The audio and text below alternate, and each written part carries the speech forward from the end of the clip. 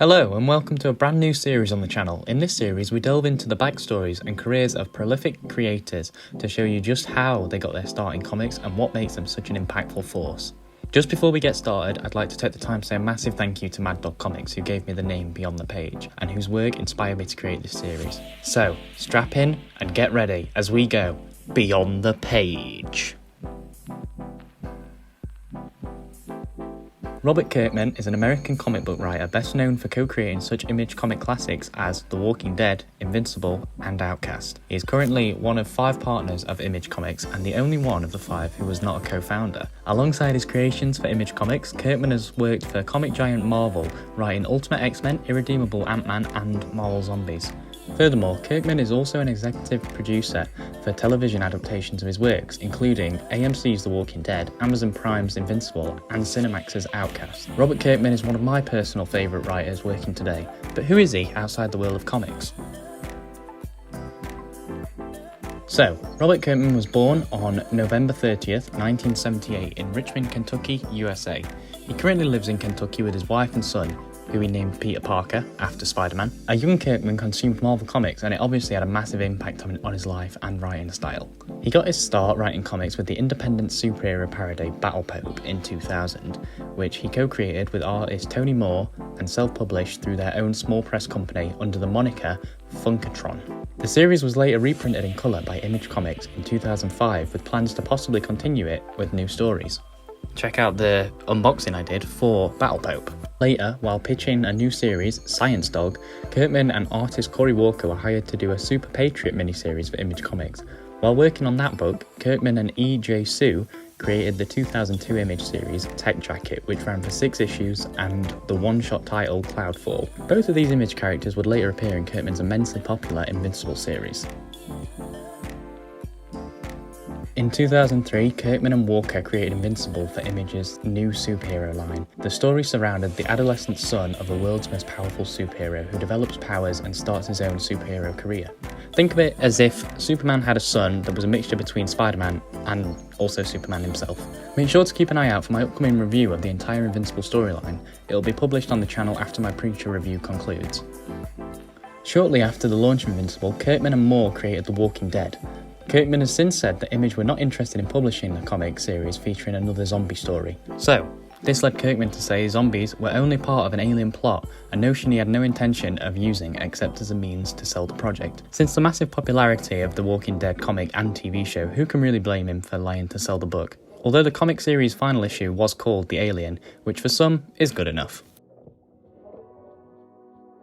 Kirkman was first hired by Marvel Comics in 2004 to pen a revival of the 1990s Sleepwalker series, but it was cancelled before being published. He soon became a mainstay at Marvel. Some of the things he wrote were Avengers Disassembled issues of Captain America Volume 4, 2004's Marvel Knights 2099 one-shots event, Jubilee issues 1-6, and Fantastic Four Foes issue 1-6, a 2-year run on Ultimate X-Men and the entire Marvel Team Up Volume 3, and also the Irredeemable Ant-Man miniseries.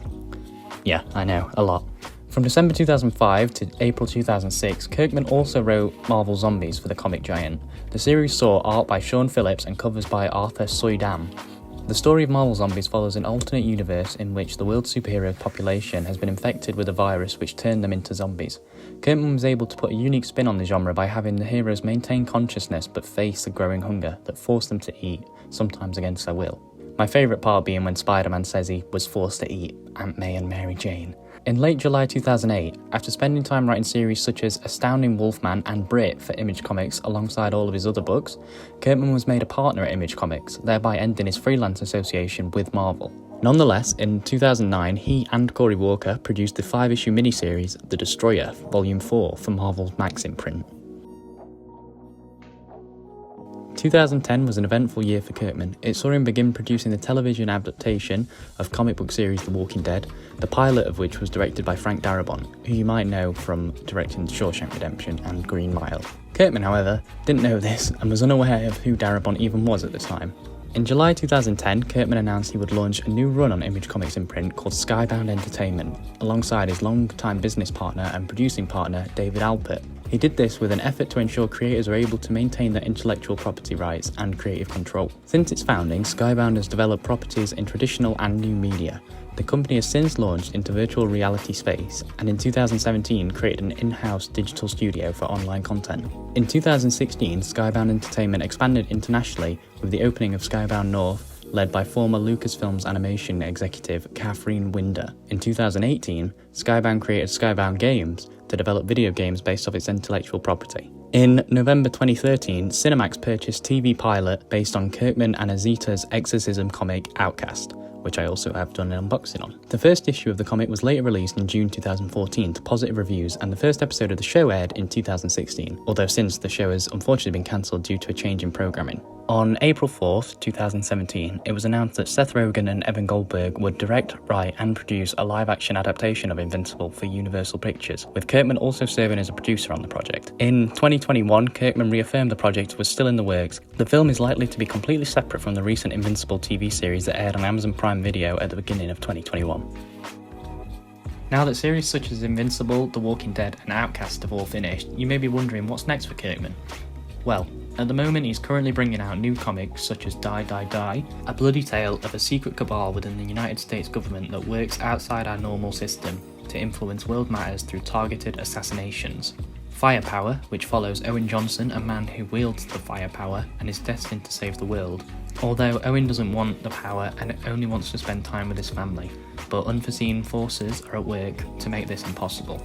And Oblivion Song, a post-apocalyptic series that follows Nathan Cole, who attempts to rescue survivors of an oblivion that struck Philadelphia a decade ago and caused 300,000 people to suddenly be lost. As well as this, Invincible has been renewed for season 2 and 3 over on Amazon Prime, and so Kirkman is likely to devote a lot of his time to this as an executive producer. Finally, I just wanted to leave you with a quote from actor Carrie Payton, who stars on both The Walking Dead as King Ezekiel and on Invincible as Black Samson.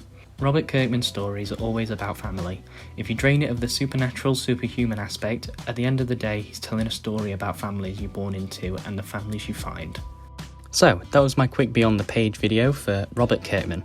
If you enjoyed, please leave a like and consider subscribing for more. I'll be releasing more episodes soon.